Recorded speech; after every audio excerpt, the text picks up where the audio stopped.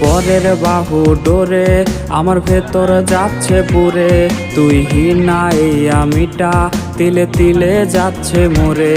আমার পুরুষে পুরুক বুক, তুই কুরারে তোর সুখ, তবু মরার আগেও আমি দেখবো না রে তোর মুখ।